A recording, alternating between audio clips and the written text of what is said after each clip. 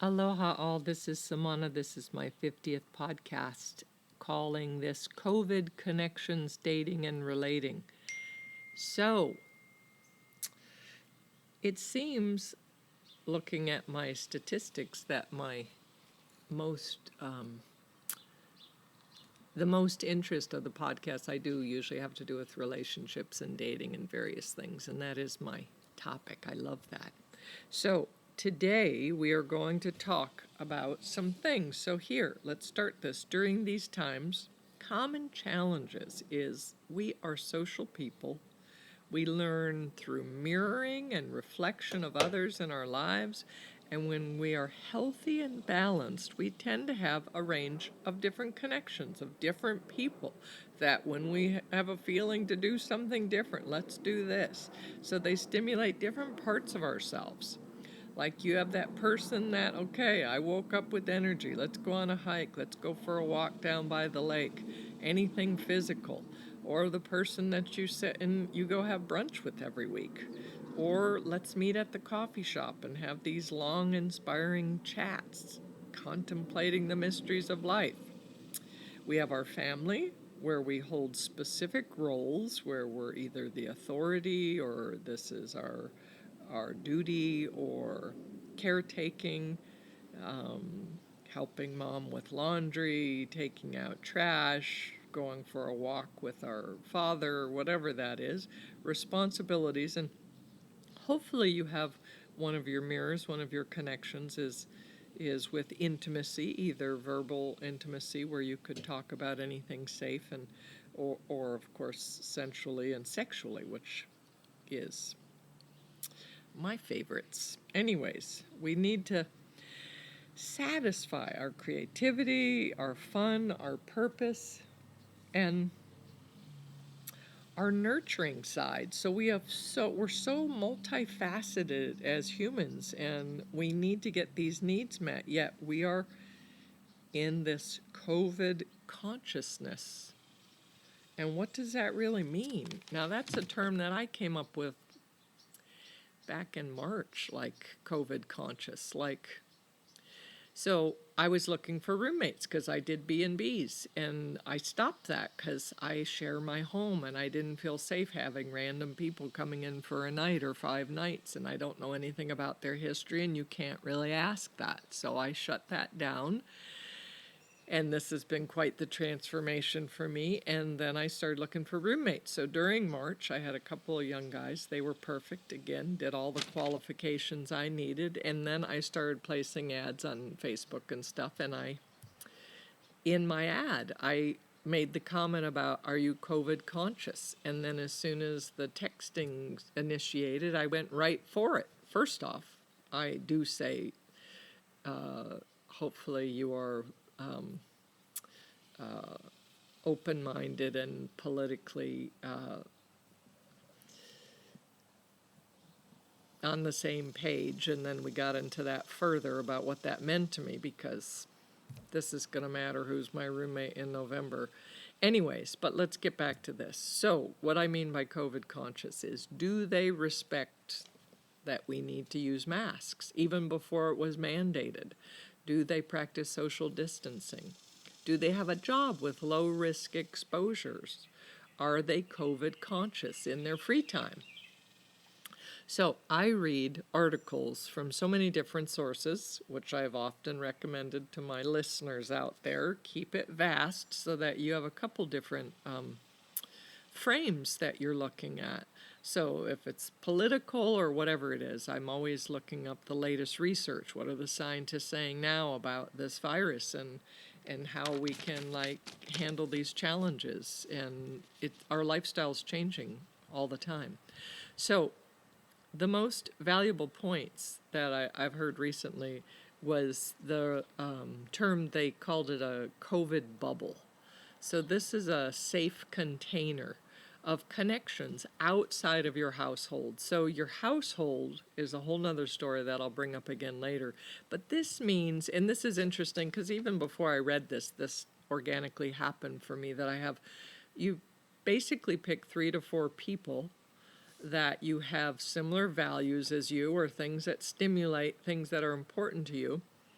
And the values are like, if they don't care about masks and distancing, then this podcast doesn't matter so much to you. Perhaps I still have value in here, but let's say that everybody's on board with doing what is right for each other. So these times have been referenced to when AIDS became relevant, and that was in the 80s.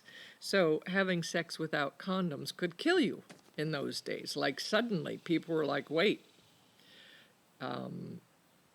having unnecessary exposure to someone who might have AIDS and now to this virus could pose this virus. Let's just look at this virus. This could pose long-term physical damage or death. So now I've had many friends now. I'm in Texas. There's a lot of cases. It's just off the charts, unfortunately, because it's Republican and it looks like it's going to the blue. Prayers, hopefully.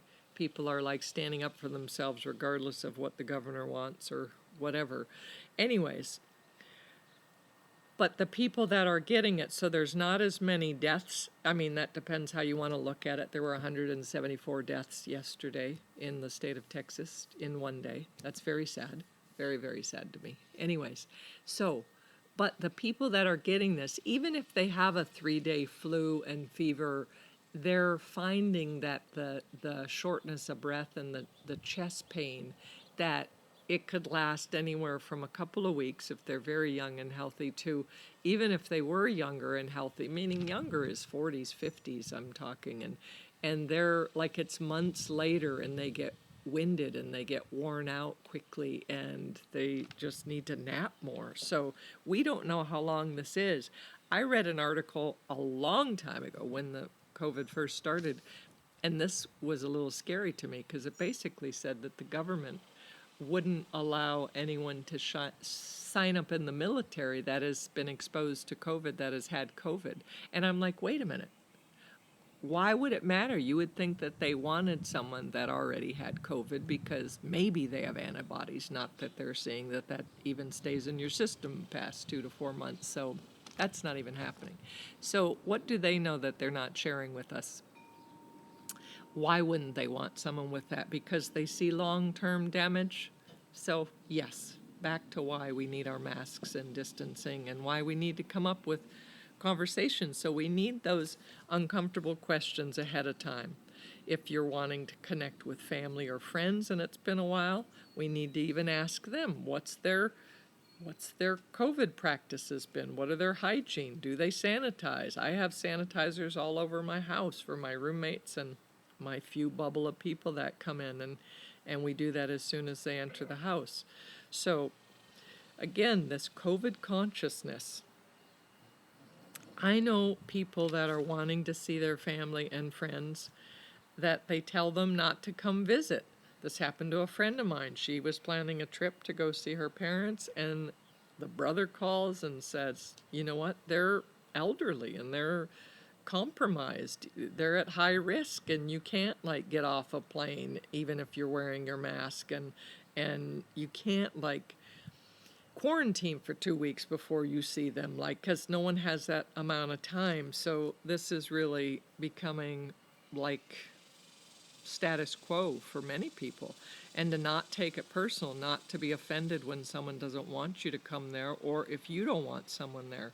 I mean, my mother's about to have surgery. I wished I could go there and help her. I had a cousin that just went through a deep loss. I wanted to be there with her, and I'm not about to get on a plane and leave my little safety net right here until who knows. I don't even know when that is, and I don't feel bad about it. I'm just trusting my what I'm feeling right now. So what we do have that's interesting. So I just made this comment with someone I was having a Zoom meeting with the other night, a business Zoom meeting, and I'm like, this COVID thing kind of propelled us into the future by quite a bit, because now we are all using Zoom and Alexa Show. I'm so glad I got my mom Alexa Show, and I'm reminding her how to use that, and FaceTime and Messenger and Skype. So all of these where you have that virtual, that visual, that matters, because you can have a meal together or share a glass of wine with a friend. while you're sitting outside and they're outside on their porch too. And you can just have these whole encounters that they diminish that loneliness and that separation for a minute. So these become paramount and need to be a regular tool to use in all of our lives. So if you know someone elderly, you know, see if you can find a neighbor or someone that's safe that can go in and like sanitize and be totally clear and go help them to download the app, show them how to use these services so that they can start connecting with their family and their friends. It's important to have those connections because, again, I say this every podcast and it's becoming more relevant, is that this isn't leaving anytime soon. We're talking 2 to 3 years, right? So we need to like settle into a new way of being, and that's one of them. We can't just like live isolated for the next 2 to 3 years. There won't be a reason. Like we need interaction. That's the type of beings we are, to flourish, to be happy.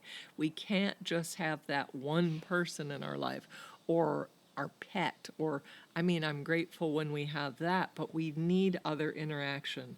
So find that 3 to 4 people that is COVID conscious. So I'm going back to, let's talk about our home environment. So regardless if it's family that you're living with, or roommates, or it's just you and your partner, you all need to be on the same page. If your partner has one of his outside COVID bubble friends who parties and they believe in ragers and big groups, and that this is all a hoax, this virus thing, and you're feeling anxiety every day because although you are in your late 20s and healthy, you had asthma growing up and you're fearful and you're feeling not so strong right now. This is a real life situation that I'm telling you. This is one that I've heard in this last week or so. This is important. So it's important to have these conversations and share this with your partner. Say, not in a whiny way or in a combative way, but literally, I need to share something with you. Do you have time to listen to me? Always ask permission. And then you say, this scares me when you interact with your friend.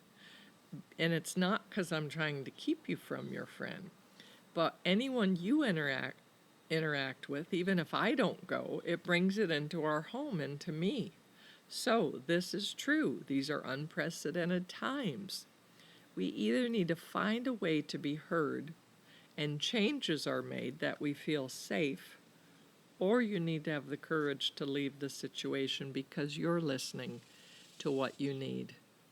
So this culture is shedding truths in the most unusual way, this COVID culture. So where we might usually, in normal circumstances, meaning before this virus, we might keep that roommate who's always been slightly annoying, yet they've always paid their rent on time. But now it doesn't feel safe because they go to COVID parties. How about that for stupid? If you haven't heard of this one, that's where people that don't believe it's true, and then they go to these parties with someone that's tested positive. And unfortunately, there was a 30-year-old in Texas that just died from that.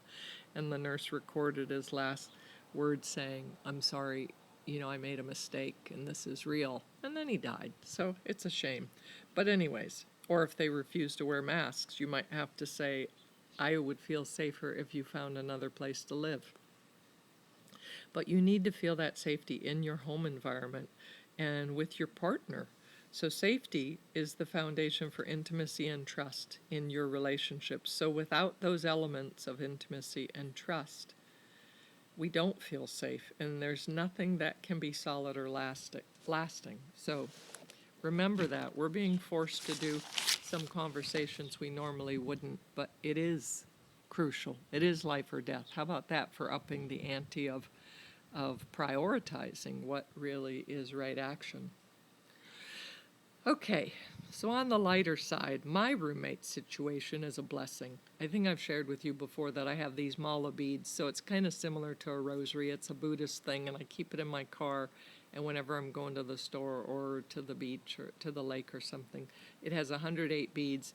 And instead of doing this mantra, I do appreciations or gratitudes. So it's 108 gratitudes, which doesn't take long, but I find that it flows and it actually shifts my brain chemistry and gives me energy. It makes me so happy and expansive. But I'll go through each one. I'm grateful for my roommates, and I'll say their names in particular. I'm grateful for my father, for my daughter, for my dogs, for my house, for my boyfriend, for my individual friends, and saying each of their names. I'm grateful for my awareness. It just goes on and on. But back to the roommates. They're in my blessings daily, my gratitudes. So the two guys that I'm currently living with, they're cautious in their work. It's low exposure, and even in their hangout time. So that makes me feel safe. And so I couldn't ask for better companionship during these times. So now remember, this is a fact. If one person gets exposed in your household, and if they are being cautious, but it happens, you can't blame them. But just know if one goes down, you're all going down. So be ready, be wise, and also have fun. So this is your home life is your COVID bubble, your 3 to 4 people that are outside of the household. So they have different exposures, but let's say that we know their exposures. Okay, so they're interacting only with their family members or with their one boyfriend that interacts with only this few group of people. So again, it's spreading that a little bit, but it's still a containment. So these are your approved COVID chosen family. And this might last a couple more years these times. So we need to have that little approved COVID bubble, right? So one person told me the other day some creative things they were doing with their roommates. So I have a Wii game and I have bocce balls I just got, which we do in the backyard, and I love that. I have a dartboard in the garage. We could play card games. I love Pictionary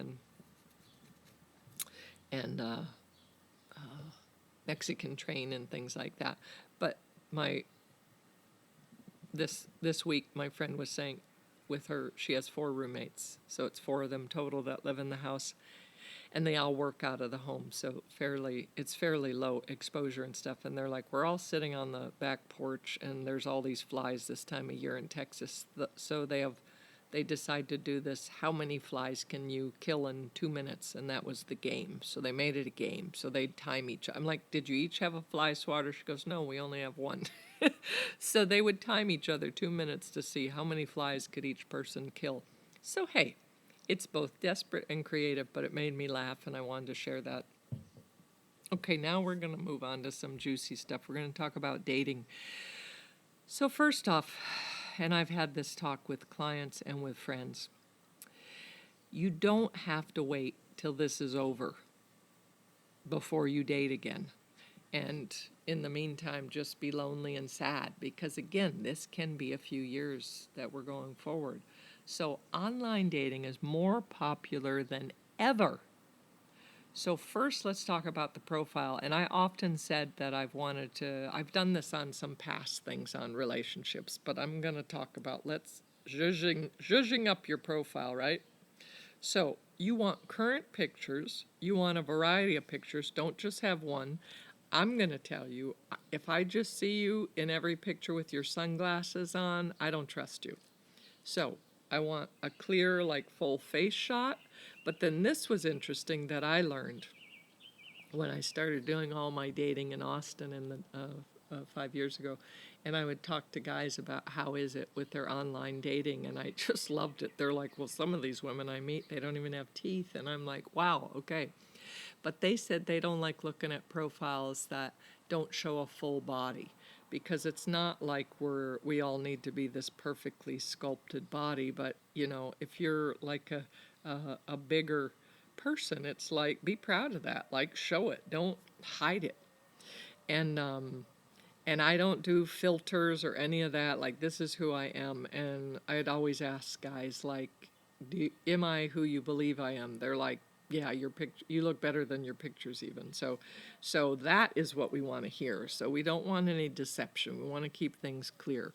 So have a variety of pictures, and some could be where you're dressed up and some where you're casual.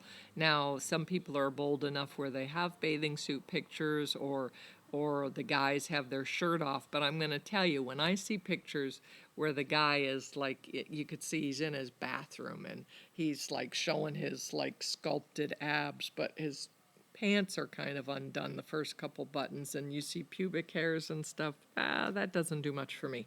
How about just show the shirt off? You could show that, but keep it a little tasteful. Again, this could be me. There might be other people out there that want that. That's fine. Okay. Also, I've heard that the wording in your profile needs to be light and fun. First, ask yourself before you write your profile or redo your profile, like, what are you looking for? Like, really ask yourself that question. What am I looking for? Am I just looking for companionship? Do I want a platonic friend to go on walks with? Do I want a date? Do I want sex? Do I want eventually a long-term relationship? Like, is marriage an end game or out of the question? Like, I would say find those questions out for yourself and somehow put that in your profile. Now, no one is looking like, okay, here, I'm swiping right because I want to marry this person. Like, that's way too much pressure for someone. So it's all going to start light and fun. But be specific by saying, what you're looking for so that people have a clue. And because if it's casual, that, I mean, initially we want it all to be casual, but if eventually, like I used to write, let's see if friendship works and if there's enough compatibility and commonalities, then, someday I'm looking for the love of my life, right? Like that's how I just wrote that, but that wasn't my main point.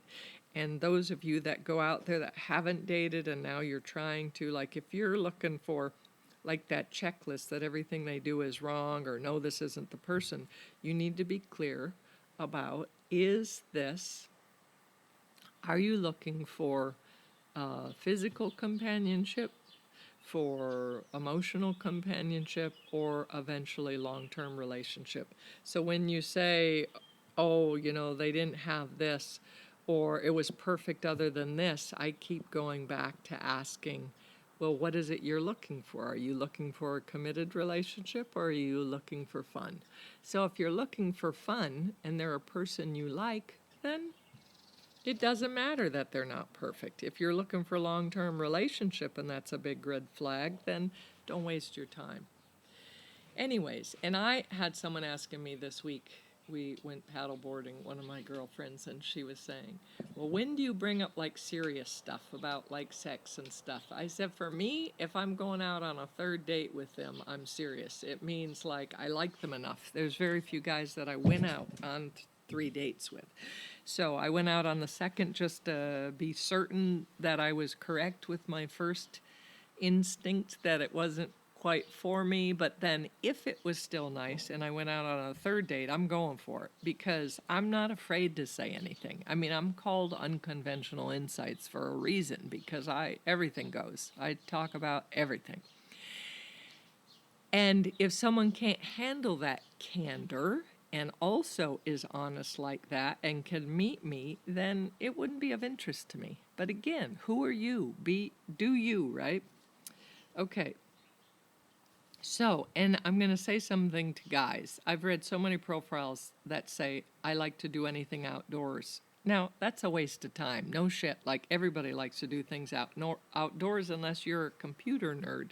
So, tell us some specifics about what makes you interesting. Who are you? Like, yeah. And again, if you like animals and stuff, like, show a picture of your dog, your cat, your bird, your monkey, whatever you have. The squirrels in your backyard, like what floats your boat, as they say, and lights you up. So, now, on my profile, I would do things like I enjoy kayaking and anything in the water and scooters and hikes and bikes and long walks and, working out, yoga. I like lots of connecting conversations. And again, all topics are on the table. That would be my profile, but my profile is suspended. I'm happy in my relationship. Okay, talking to a friend of mine who's been divorced several years. This happened this week. She's like, there's no one in my area to date. Like, I'm just so frustrated with this. And I said, listen, I guarantee your profile looks like your resume. Guys don't want this resume. It's not a job interview. They don't want this polished you that's smart and financially independent. They want to know the real you. So things like, I love to run. I love tennis. I love watching good movies with popcorn, maybe adventures or sci-fi or rom-coms or something. I like long conversations over a good bottle of wine. I love ballroom dancing. I like cooking a meal together. So any of those things. So put who you are, like what you really like. I like going to a coffee shop where we're both writing or reading a book and chatting every once in a while, but we're doing it together and quiet. I know that's strange, but that's what I like. That's who I am. Okay, so when the texting starts, keep your answers short. My women friends, clients and friends, they tend to overshare, and that scares guys away. They're like, wait, we were having this great thing, and then I didn't hear from them. I'm like, guess why? Because they're like, this is exhausting. So keep your answers clear and concise and wait until you meet them. Don't overshare. They don't want a basket case. They want fun. Everybody wants fun. So then, after texting a couple times, don't do this forever. I believe in instantly either talking or preferably do FaceTime, Zoom, something like that as soon as possible, and there's a couple reasons for this.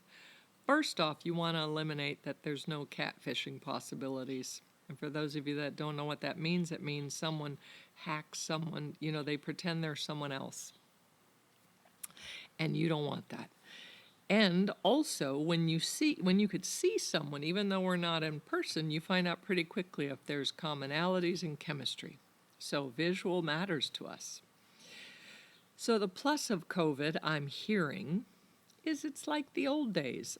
I've read articles, I've heard from friends and clients that are in the dating world that they're like, we talked a lot and got to know each other pretty much over, like when it was in lockdown and stuff, or even now over Zoom and things. And then by the time you actually do say, okay, we're going to risk it, we're going to meet in person, you need to make certain that what you are feeling safe with and comfortable with, how you want to meet. Like if someone's saying, let's meet at this bar, if there are still bars open wherever you're at, and you're not comfortable with that because it's all indoors, then you got to know right then, why would you move forward with that person? Because there's no chance of intimacy coming up with that in any time soon, even in the next several months, because you'll always feel unsafe with them.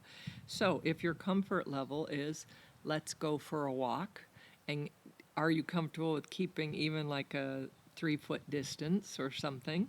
And or we could go for a coffee shop and sit outside, or a restaurant and sit outside and have an appetizer or something. So, but really, in that initial thing, meet as soon as you can. Like after you've done the clearing of we know this person is who they are, and I feel safe, and they're saying all the right things. And then you meet and you see, is there a similar belief in how we're navigating these COVID times? So, the questions you want out of the way before you meet so that you can just cruise and see what it's like to be with each other. These are some of these. I don't know if you know these, but it would always be, okay, how long have you been single for? When was the last time you had a serious relationship? Are you dating a lot now? All those things. I'm asking it. Okay, do you have kids or pets? Or if you're younger, do you want them someday, kids or pets? What do you do for a living? What are things you do in your free time? And then we ask, what are your views on this COVID consciousness? Are you low risk exposure? Now, have that talk before so you know if there's a compatibility. I interviewed a friend of mine who's been divorced for a short time, yet she really did her work. She started in counseling before the divorce was final. She has processed and cleared her ex out. This is mandatory. Men tend to get online dating the second the woman leaves them, the second. And I'm telling you, that's not healthy. If you don't clear your stuff out, you're going to recreate the same thing. Once that initial honeymoon is over, you're going to just be in the same situation. So you want to clear space, and you want to make sure that you've come to terms with why the relationship ended. What was your part in it? What is their part in it? What is it you're really looking for? Check in to see how have you changed? How long was that relationship? Was it a 2-month relationship? Was it a, 20-year relationship? I'm certain you've changed regardless, but you need to check in with yourself and see what your needs are and what matters. So you need to know that there's space for new possibilities, and she does regular counseling. So here's my own plug here. So I do these podcasts to share knowledge and insights, and I do private counseling sessions. I get quite a few counseling from my podcast viewers and listeners, and those who forward my podcast. Thank you for that, and thank you for listening.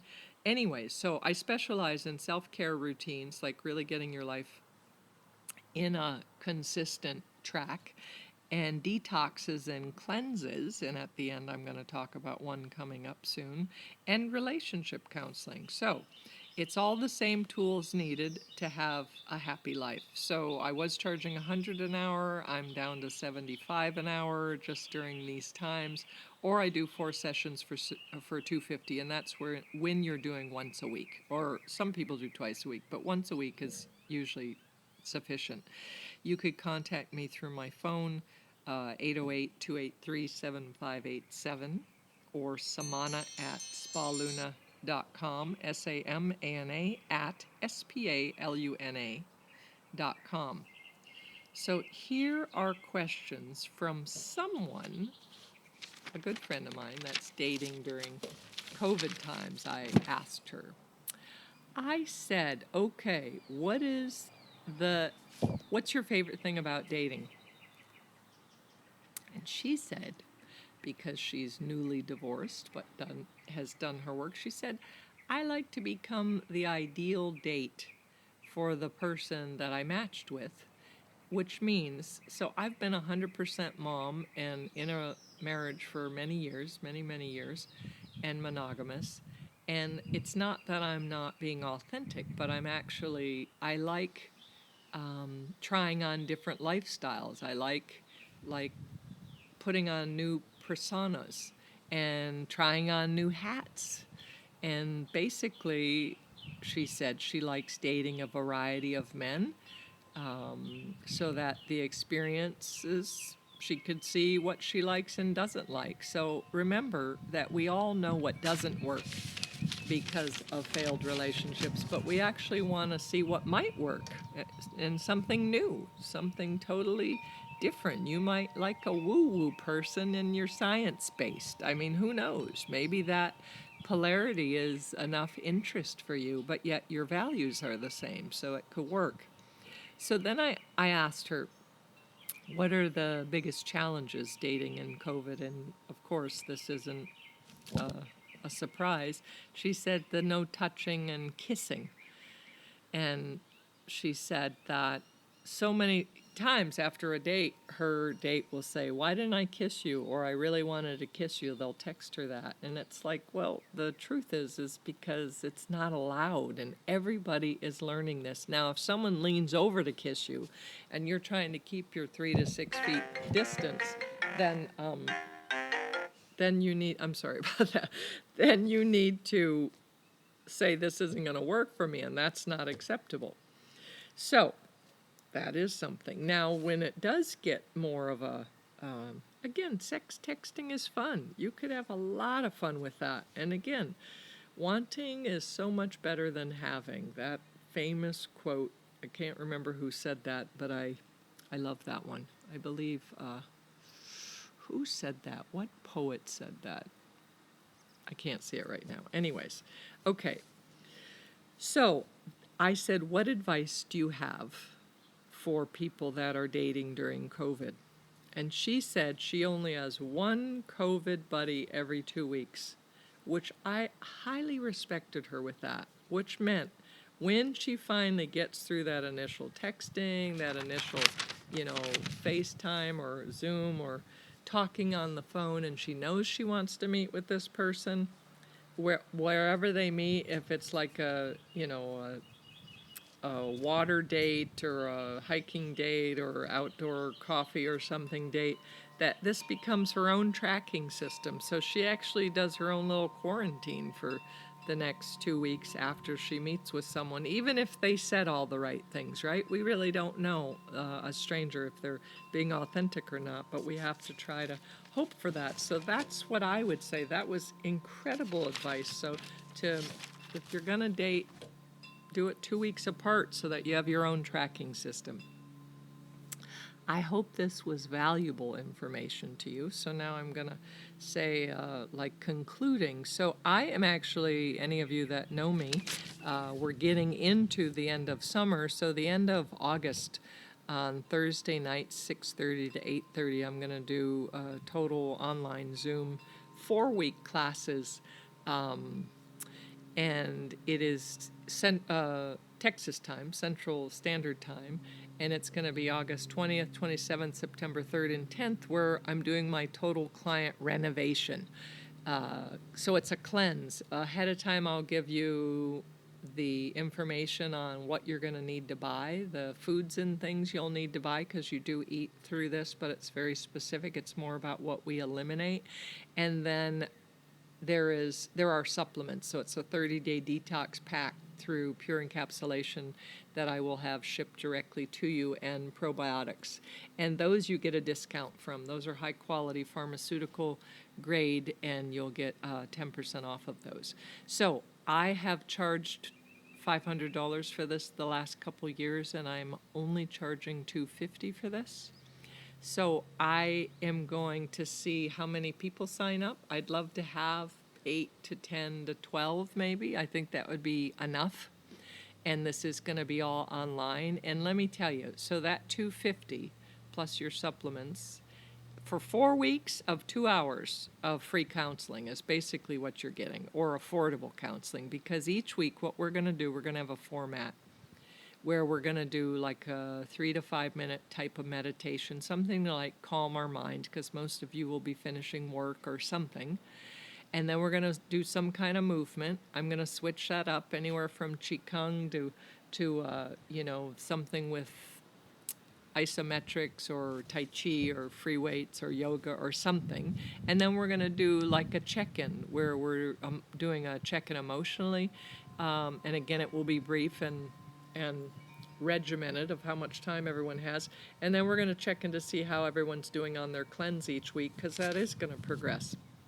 Now, I've taught this over 28 years or so now, and I've done it so many times. So it's wonderful. So I'm going to do an hour of lecture where we're actually going to cover physical detox and the processes of the body, mental detox, emotional detox, and spiritual detox. So all of it. And then the last session, we're going to kind of like condense everything and summarize it. So any of you that are nurses out there, or therapists, or estheticians, or counselors in any way, and you want to do this. So I always recommend my therapists do this themselves for the 30 days, but you're going to get information that you could actually bring this to your clients. And I've done this online. So I've done it in-house since I've been in Austin in small groups of 4 and 6. That's the most I do in-house, but now that everything's online, I've done this with many of my clients that are in other cities and states, and contact me if this interests you to do this. And then throughout that time, we're going to figure out how to do brief little one-on-one chat rooms where we have like journaling homework and kind of process-oriented exercises to do. So you'll be very full. This is kind of like a support group for 4 weeks that you lose weight, you feel better, you're inspired, you're clear, and you're getting the tools and the strength to move forward with whatever is your next chapter in life. And I think we all need this right now. So you could look on my website, spaluna.com, spaluna.com, and you could check out more about that and some of the testimonials. And then next week, my podcast is going to be about daily challenges in COVID and advice from two skilled therapists, so David Garrison and myself. So if you want to email me any questions or comments that you have about what are your challenges, think of this as free counseling. And blessings to all of you, and stay safe and stay wise and stay healthy, and aloha.